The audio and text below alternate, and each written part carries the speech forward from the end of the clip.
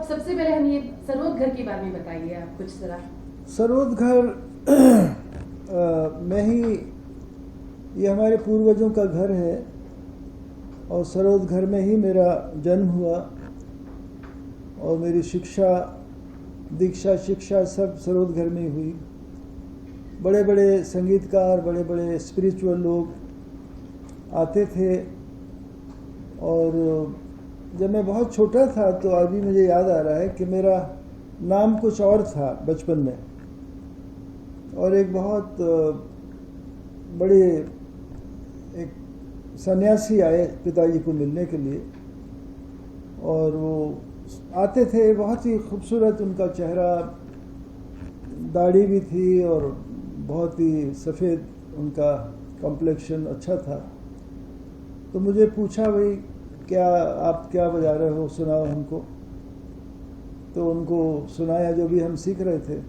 नाम पूछा तो वो पुराना नाम हमारा बचपन का जो था वो हमने बताया। तो कहते नहीं, आज से तुम्हारा नाम अमजद है।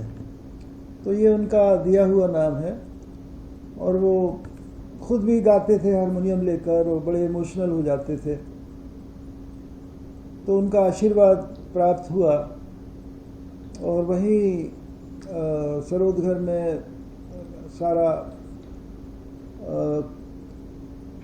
हमारा रियाज वगैरह होता था, तबला भी सीखते थे हम, गाना भी सीखते थे।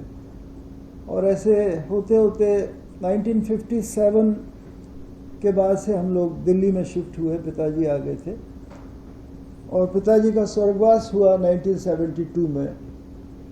और उस ज़माने में हम लोग सोच में थे कि कैसे इस घर को कैसे देखेंगे, कैसे इसका। तो उसके बाद फिर हमें जर्मनी जाने का मौका मिला और वहाँ पर बहुत बड़े कंपोज़र थे दुनिया के बड़े मशहूर, बीथोवन। तो बीथोवन का घर एक म्यूज़ियम बना हुआ था, तो वो हम लोग देखने गए, मेरी वाइफ सुब्बलक्ष्मी जी, हम टिकट लेके लाइन में लगे हुए थे और अंदर घर देखा। और घर देखने के बाद हमें दिमाग में आया कि क्या किसी संगीतकार का घर हमारे देश में भी प्रिजर्व हुआ कि नहीं हुआ। तो मुझे कुछ ध्यान नहीं आया। त्यागराजा का एक बहुत अच्छा समाधि है साउथ में, लेकिन जिस तरह से शेक्सपियर को प्रिजर्व किया हम गालिब को नहीं कर पाए, जिस तरह से बीथोवन को प्रिजर्व किया हमारे देश में संगीतकार प्रिजर्व नहीं हो पाए। तब वो इंस्पिरेशन हमें मिला और फिर उस ज़माने में अर्जुन सिंह जी HRD मिनिस्टर थे, मध्य प्रदेश के थे वो। उनके पास फिर हम गए, हमने उनसे फाइनेंशियल मदद मांगी और उन्होंने फ़ौरन सैंक्शन कर दिया। हमने क्या, हम इसको म्यूज़ियम कन्वर्ट करना चाहते हैं घर को। तो हालांकि कुछ लोगों ने ऐसी भी सलाह दी थी कि इसको होटल बना दीजिए, इसको गेस्ट हाउस बना लीजिए, काफ़ी आप पैसा कमाएंगे इससे। तो मैंने कहा नहीं भाई, ये तो पैसा कमाने की चीज़ नहीं है, ये यादें हैं बुज़ुर्गों की, हमारे बचपन की। ये वो जगह है जहाँ हमें शिक्षा और दीक्षा मिली है, तो ये पूजनीय है। तो इसलिए हमने ये सरोद घर बना के एक तरह से गुरु दक्षिणा हमने अपने गुरु को दी, अपने पूर्वजों को, कि सिर्फ उनकी यादें हैं वहाँ। उसके अंदर सारे पूर्वजों के, हमारे बचपन के इंस्ट्रूमेंट्स हैं। बड़े बड़े संगीतकारों ने अपने पूर्वजों के इंस्ट्रूमेंट्स वहाँ दिए हैं, वो सब रखे हुए हैं।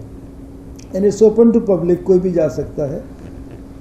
तो सरोद घर चलता रहे और सरोद घर को कोई तकलीफ ना हो, इसलिए ये कार्यक्रम हो रहा है 11 नवंबर को षणमुखानंद हॉल में, जहाँ मेरे अलावा अमान अली बंगश, आयान अली बंगश, मेरे दोनों बेटे, वो भी बजाएंगे।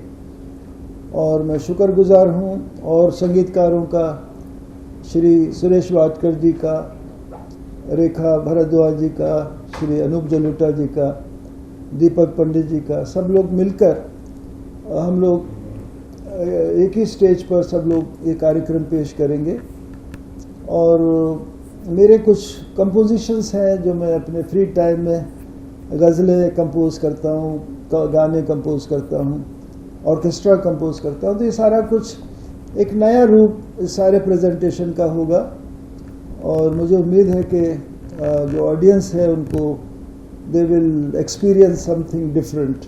सर जो ये कॉन्सेप्ट की बात करें जिसको हम बोल रहे हैं नोट्स फॉर होप, जी, तो ये षणमुखानंद में है 11 नवंबर को, तो उसका कॉन्सेप्ट क्या रहेगा? क्या इतने आपने जैसे आर्टिस्ट के लाइनअप आपने बताया अभी, तो what would be the concept?